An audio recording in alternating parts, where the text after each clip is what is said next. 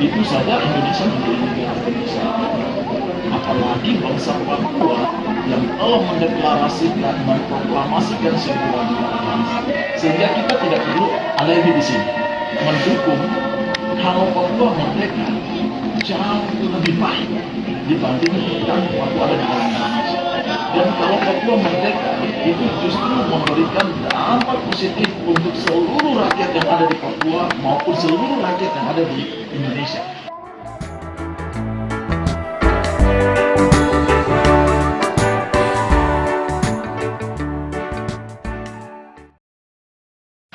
Bagi kita Papua ini merdeka.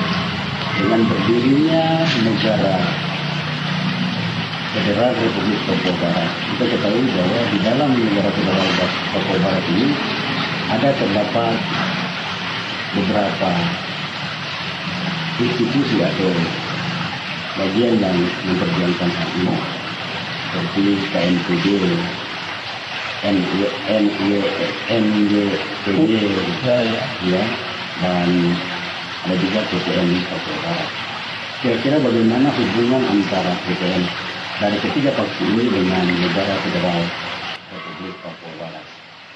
Ya, baik, kalau memang kalau kita bertanya bagaimana korelasi dengan hubungan berbagai faksi perjuangan Papua merdeka yang saat ini banyak kita dengar diberitakan ini, sebenarnya esensi atau inti daripada perjuangan Papua, rakyat itu ingin tahu saja kami orang Papua mau merdeka, itu aja. Mereka tidak tahu apakah nanti perjuangan itu dari faksi perjuangan misalnya KNPBK atau WPNCLK, WPNAK atau SOMAPA atau faksi-faksi perjuangan yang lain. Intinya adalah rakyat Papua ingin Papua merdeka, dan itu bukan sekedar ingin tetapi punya hak untuk merdeka. Kalau kita berbicara seperti yang tadi saya sudah jelaskan bahwa ada histori yang harus kita gali, baik dari perjuangan Indonesia merdeka maupun perjuangan Papua merdeka, bagaimana negara-negara kolonialis di tahun-tahun 47 mempersiapkan sebuah bangsa yang seperti tadi saya katakan. Maka inti daripada perjuangan Papua adalah Papua punya hak untuk merdeka. Nah, sekarang bagaimana kita mewujudkan kemerdekaan itu? Nah, sebenarnya banyak orang masih terbangun pemahaman terhadap 1 Desember 61. Itu betul bahwa itu adalah bagaimana embrio negara bangsa Papua yang dipersiapkan oleh Belanda. Nah, untuk merdeka penuh, seperti misalnya Belanda mempersiapkan Suriname akhirnya menjadi negara yang merdeka di tahun 61. Kemudian Inggris mempersiapkan negara-negara persemakmuran di berbagai negara, akhirnya negara-negara itu juga jadi merdeka. PNJ merdeka oleh Australia dan hal-hal seperti ini.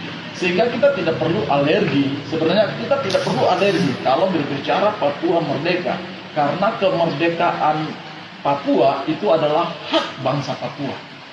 Nah, kenapa saya bilang ada hak bangsa Papua?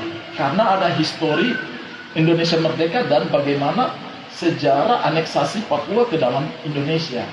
Nah, kalau benar-benar kita mempelajari sejarah dengan baik, maka kita akan temukan bahwa aneksasi Papua ke dalam Negara Kesatuan Republik Indonesia karena konspirasi politik eksklusif antara Belanda dan Amerika yang melahirkan New York Agreement pada 15 Agustus 62 itu sesungguhnya inkonstitusional terhadap Canberra Agreement 6 Februari 1947. Dan aneksasi Papua ke dalam Indonesia, kalau kita telusuri dari sisi hukum, maka aneksasi Papua ke dalam Indonesia juga inkonstitusional terhadap Undang-Undang Dasar 45 itu sendiri. Ini yang harus dipahami oleh kita semua, baik bangsa Indonesia atau orang Papua atau siapapun dia. Nah, itu inkonstitusional terhadap Undang-Undang Dasar 45. Mengapa? Karena Indonesia sudah merdeka tahun 45. Papua baru dianeksasi tahun 63 ke dalam Bingkai Negara Kesatuan Republik Indonesia. Nah, kita juga dipelajari oleh klaim Soekarno bahwa Papua adalah wilayah kerajaan Sriwijaya dan Majapahit. Itu kalau kita pelajari sejarah, maka klaim itu klaim yang sangat keliru. Kenapa saya bilang keliru?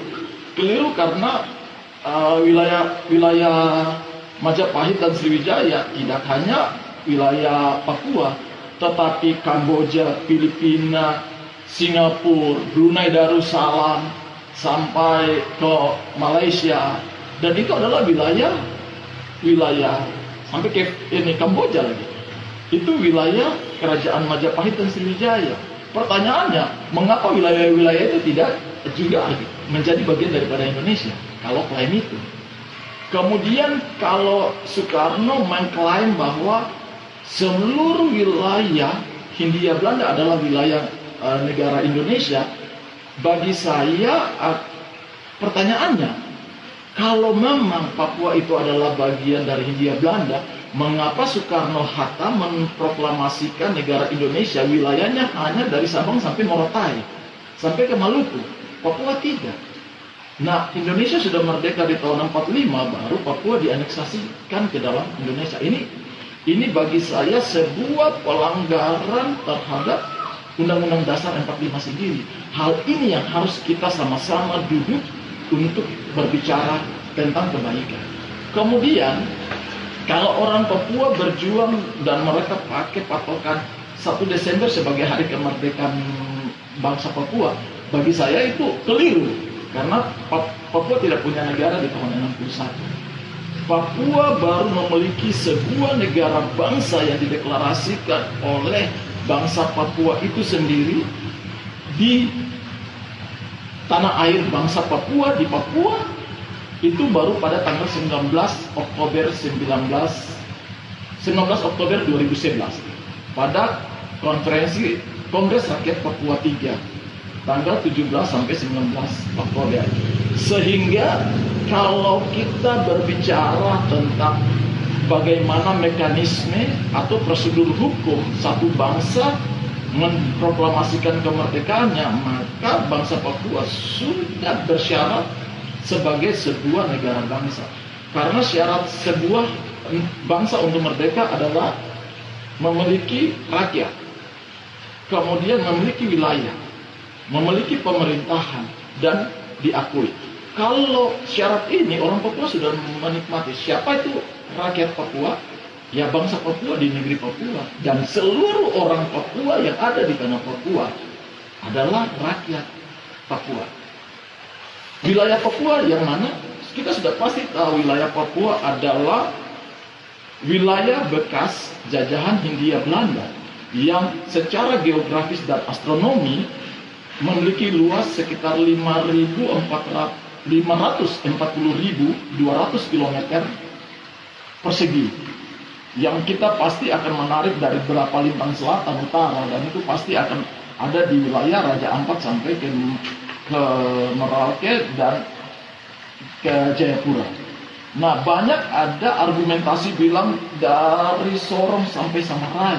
Pertanyaan kita, Samarai itu wilayah negara PNJ, sehingga narasi itu narasi yang tidak benar. Ini yang harus dimengerti oleh generasi Papua dan kita semua, bahwa orang Papua pertama memiliki hak untuk merdeka, hak dia.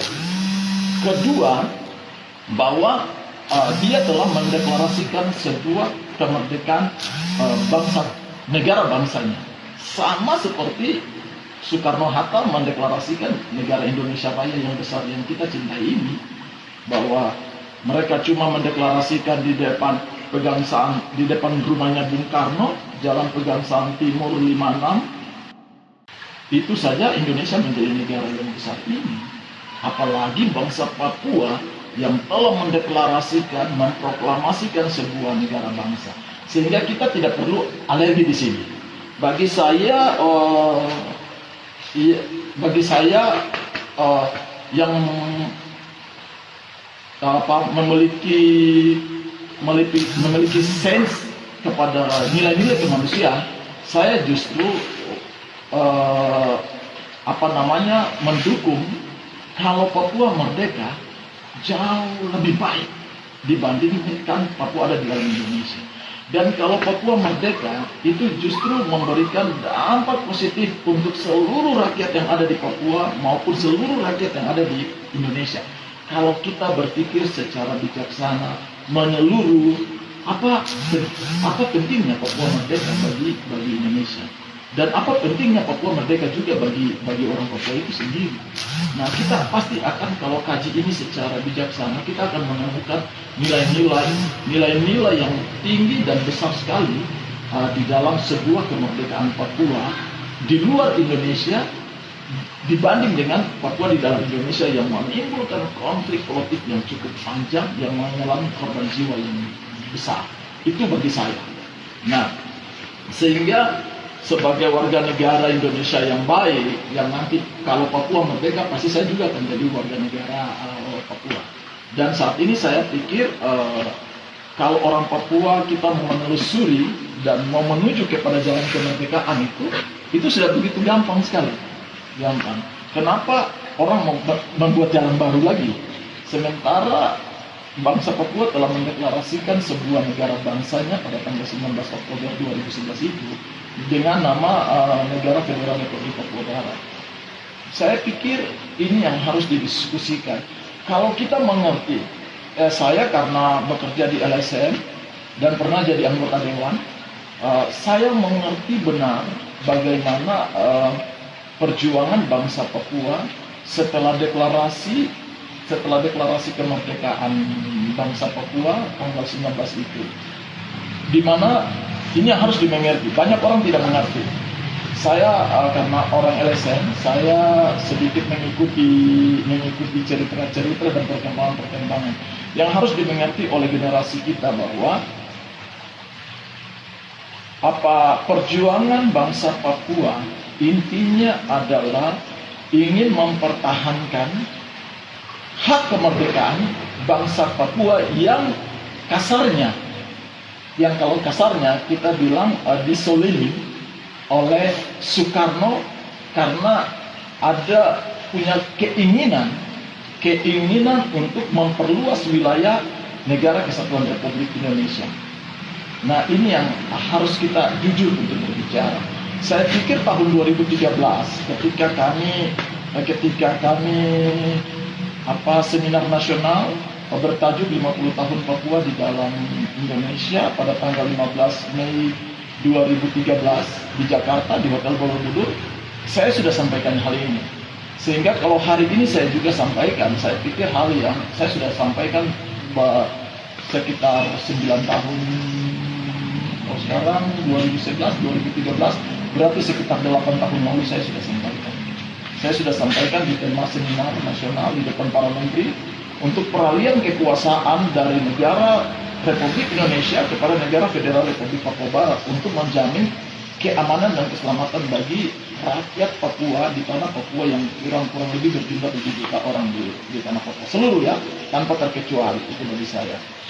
Sehingga kalau hari ini muncul konflik, muncul perlawanan di Enduga, di Intan Jaya, di Lani Jaya, di Timika, bagi saya itu hal yang biasa. Kalau kita pelajari struktur perjuangan Indonesia juga, pasti kita akan ketemu di sana. Bahwa ketika Soekarno mendeklarasikan kemerdekaan Indonesia juga, akhirnya ada agresi militer 1, agresi militer 2, ada pertempuran Ambarawa, Oktober sampai Desember, ada Bandung Lautan Api, ada banyak sekali perlawanan rakyat Indonesia kepada Belanda, dan akhirnya muncullah perundingan-perundingan yang berujung pada konferensi meja bundar yang akhirnya Belanda mengakui kemerdekaan Indonesia. Saya pikir cerita ini sama dengan kondisi Papua hari ini, sehingga dengan proposal yang telah diserahkan dari Presiden NFPB kepada Presiden NKRI pada tahun 2020 ini, sebenarnya menjadi rujukan. Sudah seharusnya Indonesia membuka ruang perundingan dengan orang Papua. Dengan orang Papua tentunya kan tidak akan bisa semua masyarakat Papua itu perundingan. Pasti kepada siapa yang dipercaya oleh bangsa Papua untuk melakukan perundingan. Tapi kalau Indonesia membuka perundingan seperti tahun 2019 dengan 60 orang kasus rasisme, minta maaf, itu bukan jawaban. Karena yang diinginkan oleh bangsa Papua adalah mereka menuntut hak mereka untuk menjadi bangsa yang merdeka, duduk sama rendah, berdiri sama tinggi dengan negara Indonesia dan negara lain di dunia. Dan saya pikir ini tidak ada salahnya bagi orang Papua untuk berjuang untuk menuntut haknya. Dan ini yang harus dilihat dengan baik. Kemudian hal yang terpenting yang harus kita sama-sama duduk dan lihat bahwa ada nilai penting dari sebuah kemerdekaan Papua bagi pemerintah Indonesia dan rakyat Indonesia. Saya dulu tahun 2013 ketika saya sounding ini kepada kita di seminar nasional di Jakarta untuk cepat Indonesia buka ruang perundingan dengan supaya memastikan. Kenapa? Karena ada nilai penting Papua merdeka di nilai pentingnya. Kalau kita mau tahu nilai pentingnya, misalnya Papua merdeka, dia akan menggunakan mata uang gulden Papua yang tentunya memiliki nilai yang lebih tinggi daripada rupiah. Bayangkan saja kalau Papua merdeka, kemudian nilai gulden sekitar 5.000 rupiah satu gulden, saya membantu teman saya di Jakarta atau di Sulawesi atau di mana saja 1 juta gulden, maka nilainya ada 5 miliar. Kalau seluruh rakyat Papua membantu saudara-saudaranya, misalnya orang Maluku yang ada di Papua membantu kepada saudara-saudaranya di Maluku, orang Sulawesi membantu orang yang saudara-saudaranya di Sulawesi dan semua, maka nilai penting Papua merdeka jauh lebih besar dibanding Papua di dalam Indonesia yang memunculkan konflik politik yang mengorbankan korban jiwa yang cukup besar. Dan kita semua sama-sama pakai rupiah dengan kondisi keuangan negara yang seperti ini, bagi saya itu tidak fleksibel. Yang paling baik adalah pemerintah Indonesia ikut mendorong proses kemerdekaan Papua secara damai bermartabat untuk menjamin seluruh penduduk di Papua hidup dalam damai di tanah Papua. Siapa yang mau pulang, silakan pulang baik-baik. Siapa mau tinggal, silakan tinggal baik-baik. Kita membangun masa depan Papua, menciptakan rasa solidaritas, persaudaraan yang erat sekali antara orang Papua dengan orang Indonesia.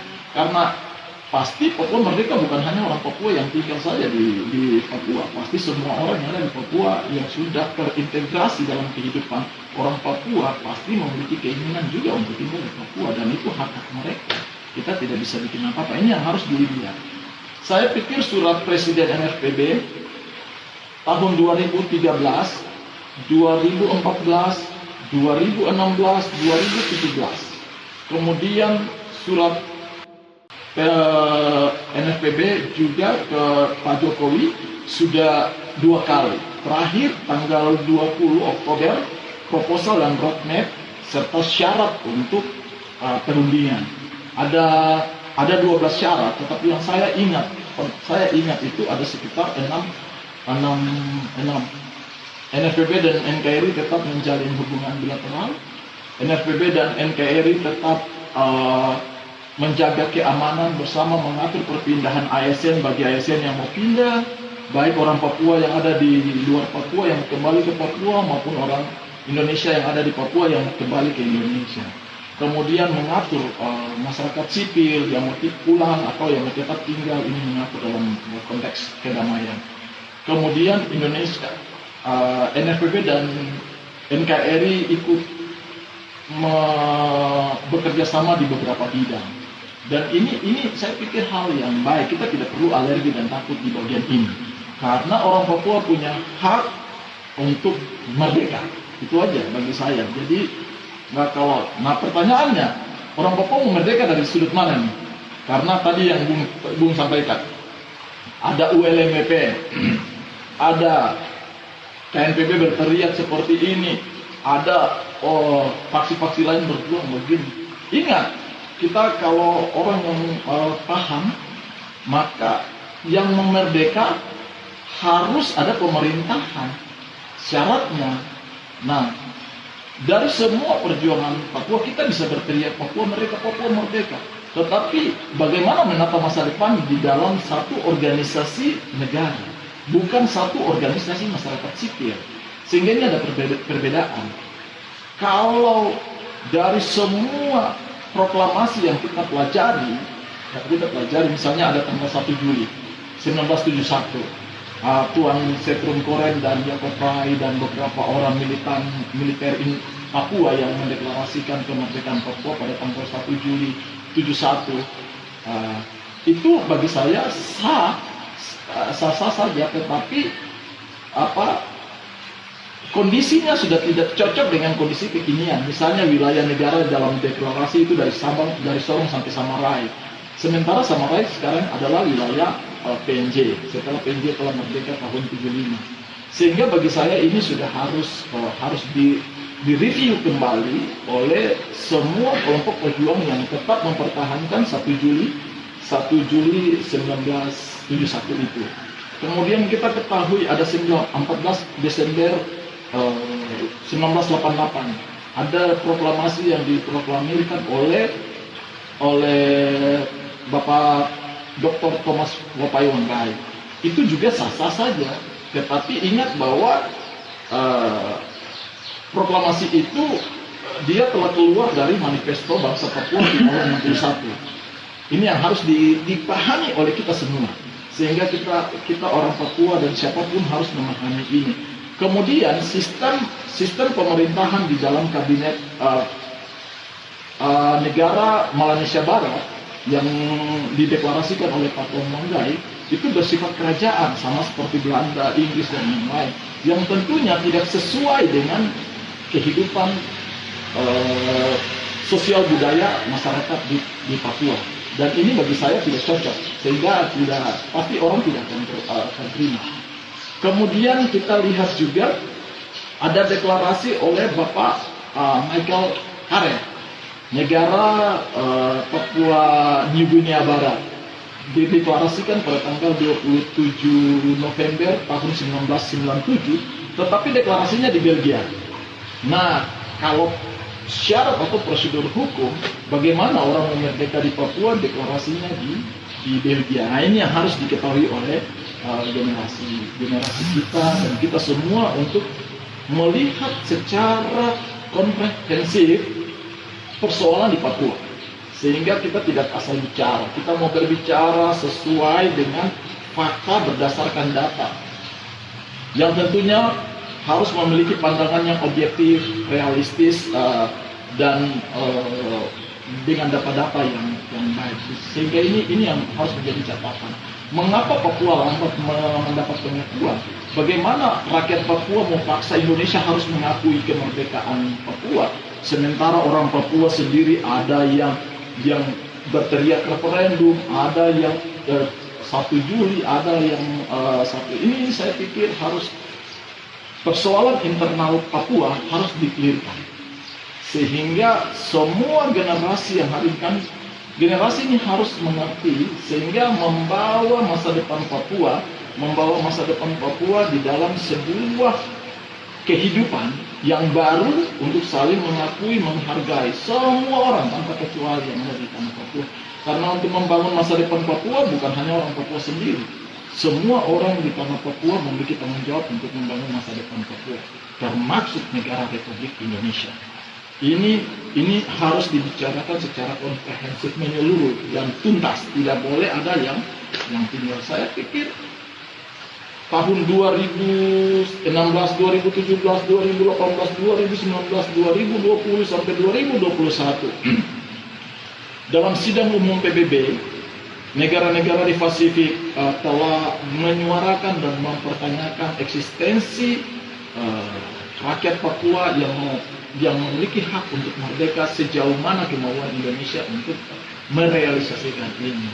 Ini yang harus menjadi refleksi. Semoga roadmap dan proposal kemerdekaan bangsa Papua yang disodorkan oleh Presiden NRPB kepada Pak Jokowi tahun lalu itu bisa menjadi gambaran untuk Pak Jokowi dengan kabinetnya bisa mengambil tindakan-tindakan yang nyata, tindakan-tindakan yang baik untuk menyelesaikan Papua secara tuntas. Saya pikir hari ini juga, makanya saya waktu baru-baru kalau Bung wawancara dengan saya, apakah efektif otonomi khusus jilid 2 atau otonomi khusus dengan Undang-Undang Nomor 2 Tahun 2021 Bapak bisa efektif dijalankan di Papua? Saya katakan bahwa tidak efektif. Dan itu pasti tidak efektif. Kenapa tidak efektif? Karena orang Papua hari ini mereka teriak setelah menolak Otsus, kami mau merdeka, kami punya hak untuk merdeka. Nah, ini yang harus dilihat. Jangan kita sakit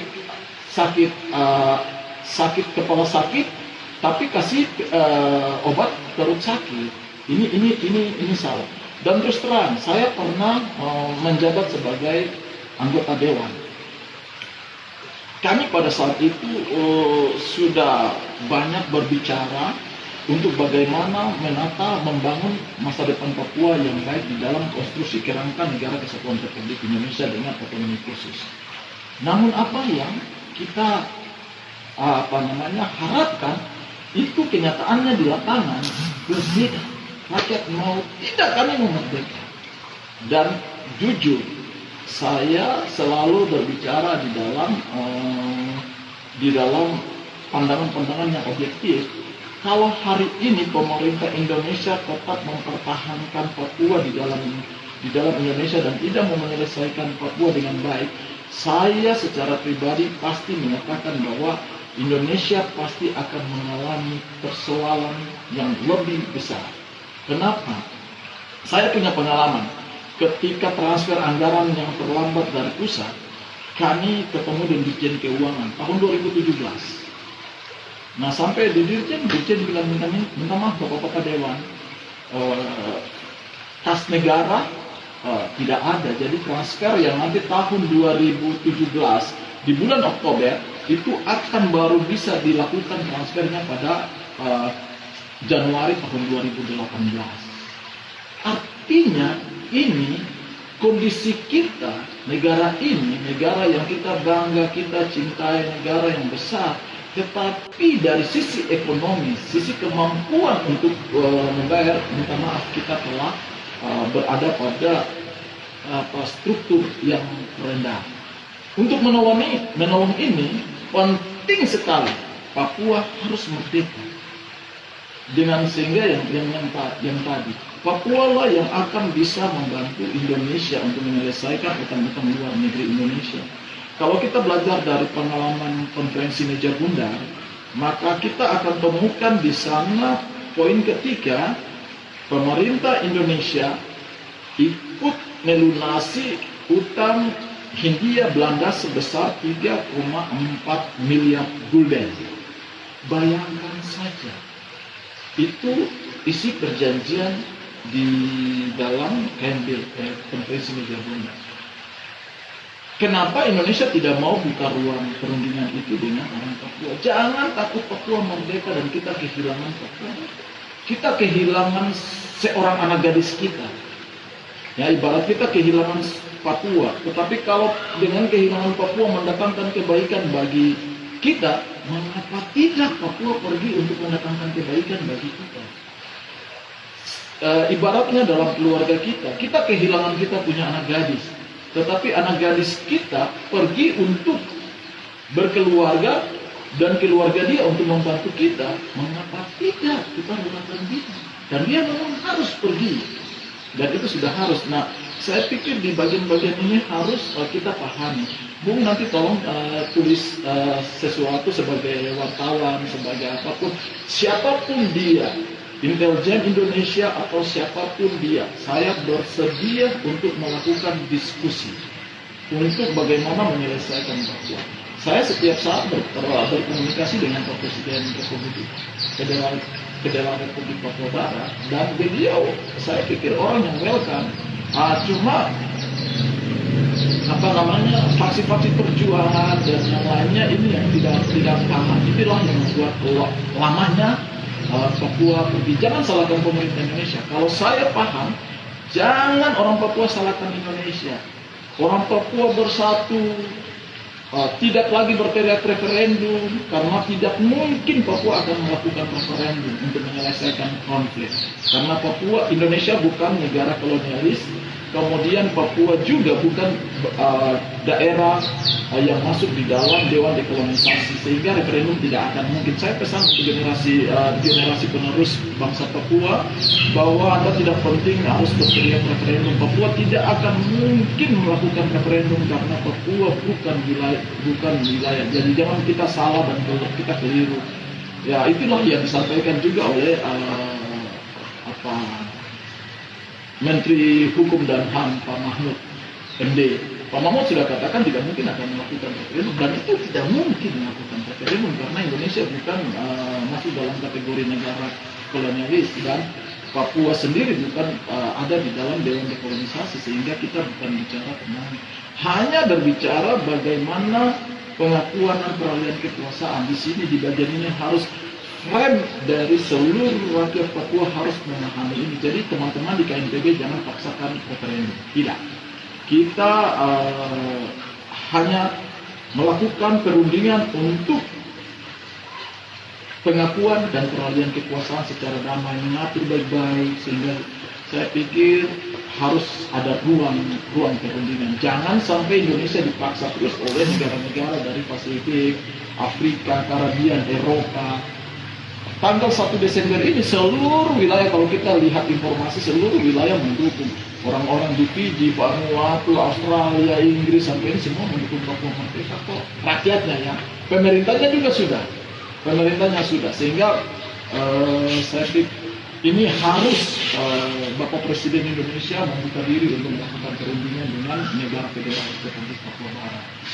Atau saudara-saudara kita yang melakukan perjuangan gerilya TPN-OPM di Enduga, dan di sana, kepada ini semua harus bisa memahami ini, dan semua berada di dalam konteks sebuah negara, bukan sebuah organisasi. Berbicara organisasi masyarakat sipil, organisasi perjuangan berbeda dengan berbicara sebuah organisasi negara bangsa. Karena ini sekarang dari status Papua setelah deklarasi, kalau kita lihat dari sisi hukum, setelah deklarasi maka status Papua dari insurgensi telah berada pada tingkat giligren. Artinya dari objek hukum dia sudah berada pada subjek hukum, dan ini Indonesia sudah tidak bisa lagi melakukan represif yang begitu masif kepada rakyat Papua yang mau berbicara tentang hak mereka untuk merdeka. Di bagian ini saya pikir harus dipahami oleh semua orang. Kita harus saling menghormati, menghargai satu dengan yang lain, punya kasih sayang untuk menyelesaikan persoalan Papua. Persoalan Papua bukan karena persoalan infrastruktur, persoalan Papua bukan karena persoalan uang yang dibicarakan dengan uang otsus. Itu bukan persoalan Papua, lebih kepada persoalan hak orang Papua untuk menjadi sebuah negara bangsa yang merdeka. Itu persoalannya. Jadi dulu saya waktu di DPR saya sudah bilang, ini bukan persoalan uang. Kalau persoalan hanya sekedar persoalan uang, maka berapa sih uang otonomi khusus sebenarnya kalau kita mau bilang? Tidak cukup. Otonomi khusus untuk Papua Barat itu cuma 4 triliun sekian. Kalau dibagi kepada seluruh rakyat Papua, orang asli Papua yang berjumlah kurang lebih 600-an ribu, dari jumlah 1.200.000 penduduk di Papua Barat, maka paling satu orang cuma dapat 1 juta sekian, 1 juta hampir 2 juta dalam per tahun. Kalau begitu satu bulan hanya berapa? Paling sekitar 100.000, 105.000 dan sebagainya. Dan itu tidak besar sebenarnya, tetapi cukup bermanfaat bagi pembangunan di saat ini. Sehingga saran saya sebagai warga yang baik, yang cinta damai, saya sarankan bahwa orang Papua, terutama generasi-generasi kita yang terus menyuarakan Papua Merdeka, yang hari ini ada di Jakarta, di Surabaya, di Semarang, di Makassar, kemudian di Papua sendiri, mari kita ada di dalam frame yang berbicara di dalam konsep sebuah negara untuk mengatur masa depan yang baik. Indonesia dan NFPB adalah bagian yang harus saling bekerja sama, saling bantu membantu. Kita dulu misalnya pelajaran yang sangat berharga dengan Timur Leste. Ingat bahwa Timur Leste dulu bilang bahwa Kasat bilang tak sejengkal tanah pun dari wilayah Indonesia akan keluar. Buktinya Timur Leste merdeka. Dan hari ini kasus itu sama dengan Papua. Oh enggak, Papua berbeda dengan Timur Leste. Papua justru nanti akan lebih rumit atau lebih gampang ketika orang Papua menyadari hak dia dan bagaimana mereka membangun satu kebersamaan untuk menuju masa depan Papua yang lebih baik. Saya pikir terkait dengan ULMP yang mengatakan bahwa mereka mempunyai negara sendiri, yaitu negara ULMP dengan Presiden Pak Beni Wenda, dan NLPB sendiri mengatakan bahwa mereka mempunyai presiden dengan Bapak Tokor. Itu kira-kira bagaimana? Begini, kalau misalnya berbicara tentang ULMP, saya memiliki komunikasi yang baik sekali dengan Beni Wenda dari tahun 2007 ketika meluncurkan International Parliamentary for West Papua, 2008 meluncurkan International Lawyer for West Papua. Saya juga memiliki komunikasi yang baik dengan Otomote di Amerika. Tetapi bagi saya, kalau akhirnya ULMP, United Liberation Movement for West Papua, kalau kita mau mengerti, maka sangat keliru sekali kalau kita akhirnya mensejajarkan atau kata lain bahwa ada pemerintahan sementara United Liberation Movement for West Papua. Bagi saya pemerintahan yang kita berbicara adalah pemerintah negara. Apakah United Liberation Movement for West Papua adalah sebuah pemerintah negara bangsa? Ini pertanyaan. Saya tetap menghargai Beni Wenda. Saya hormat beliau luar biasa sekali mengkampanyekan Free West Papua di luar negeri yang mendapat dukungan yang luar biasa sekali di Eropa, lebih khusus di Eropa ya, kemudian di Pasifik yang luar biasa sekali. Tetapi bagi saya sangat keliru sekali kalau akhirnya Beni Wenda mengklaim diri sebagai Presiden United Liberation Movement for West Papua. Kalau cuma presiden sebagai presiden sebuah organisasi masyarakat sipil atau seperti ULMP, bagi saya no problem. Tetapi kalau ULMP dikatakan sebagai negara bangsa, itu bagi saya, mana mungkin ada negara yang namanya United Liberation Movement for West Papua. Kalau bukan negara, maka bagaimana mungkin ada pemerintahan? Kan itu tidak rasional bagi saya. Sehingga baik kalau memang United Liberation Movement for West Papua mendorong NFPB menjadi sebuah negara bangsa. Nanti ketika sudah dapat pengakuan, barulah kalau di dalam demokrasi misalnya ada pemilu, baru saudara Beni Wenda, Tuan Beni Wenda mau calonkan diri sebagai presiden atau calonkan, saya yakin beliau pasti akan dapat karena beliau memiliki nama besar yang luar biasa sekali di tengah-tengah perjuangan Papua Merdeka. Ini yang harus juga teman-teman di sana harus memahami kondisi di dalam negeri berbeda. Jadi yang hari ini yang bisa mempercepat proses kemerdekaan bangsa Papua ini harus diketahui oleh kita semua. Jadi dan Indonesia juga tidak perlu kami harus ikut bermain memperkeruhkan situasi, tidak penting. Karena Papua merdeka lebih cepat, lebih baik untuk kebaikan Indonesia. dan kebaikan, apalagi di tengah-tengah kasus kita seperti ini. Jadi ULMWP, kalau akhirnya orang bilang apa nama ULMWP dengan visi Green State Vision, saya pikir Papua Merdeka juga pasti visi Green State Vision itu pasti ada. Sebelum merdeka saja kita sudah punya provinsi konservasi. Sehingga inilah visi bangsa Papua ke depan untuk menjadi epicentrum dunia untuk memberikan kontribusi karbon kepada oksigen, kontribusi oksigen untuk kurang lebih 7,8 miliar penduduk di dunia ini. Sehingga pentingnya Papua Merdeka itu salah satunya adalah seperti itu. Sehingga dunia kalau mau supaya Papua tetap menjadi epicentrum dunia, memberikan kontribusi oksigen kepada penduduk dunia yang berkisar 7,8 miliar dunia, harus mendorong Papua Merdeka. Termasuk Indonesia nggak usah khawatir dengan Papua Merdeka, kita kehilangan Papua. Kita kehilangan Papua, tetapi dengan kehilangan Papua mendatangkan kebaikan bagi kita. Kenapa tidak? Dorong Papua Merdeka. Saya pikir saya sudah bicara barang ini dari tahun 2013 di Jakarta, bukan di Papua. Sehingga kalau hari ini saya berbicara seperti ini bukan hal yang baru bagi saya untuk harus berbicara seperti ini. Karena jauh-jauh hari 8 tahun yang lalu 2013 saya sudah berbicara di depan para menteri, di depan seminar nasional, bukan seminar yang di pasar-pasar atau di jalan-jalan. Sehingga mari kita duduk sama-sama berbicara konstruksi masa depan Papua yang mendatangkan berkah bagi semua orang harus terjadi. Saya sangat percaya bahwa pengulangan sejarah di tahun 62 akan terjadi di tahun 2022. Di 2022, di 2023 pasti ada sesuatu yang terjadi untuk Papua, dan ini harus kita semua mau terima kondisi ini.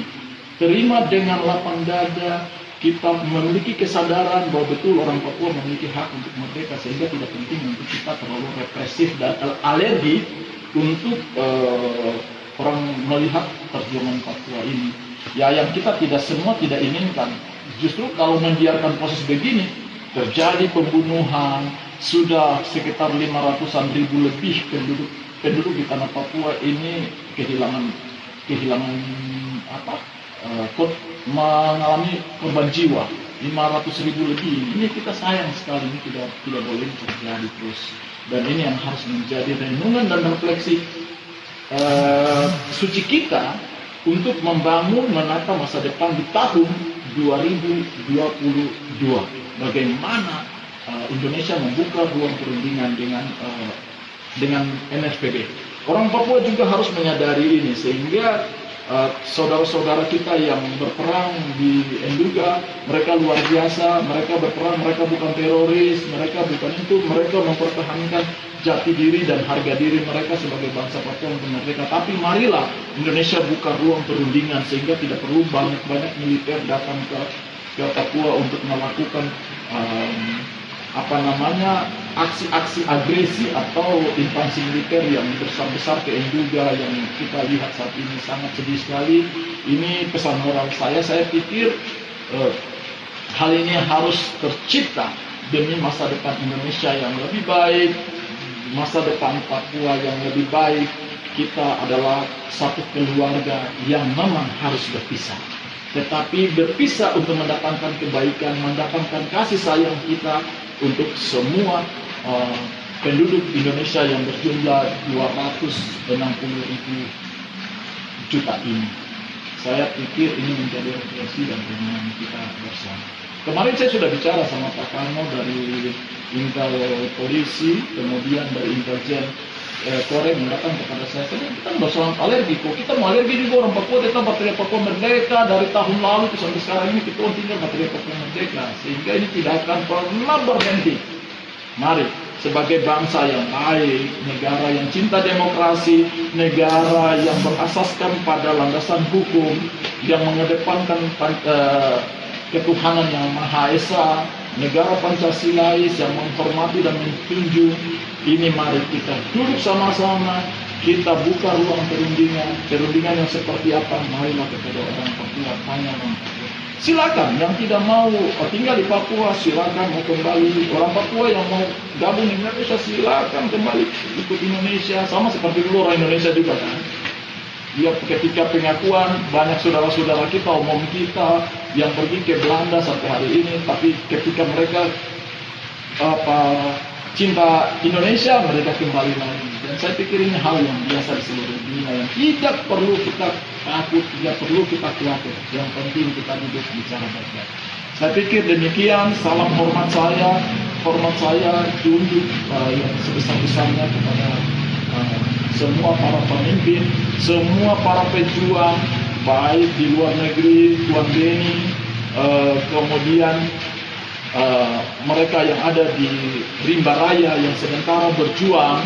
Ini apa yang saya sampaikan ini merupakan sebuah refleksi dan renungan bagi kita semua untuk menciptakan masa depan Papua yang lebih baik. Kita hidup damai di tanah Papua.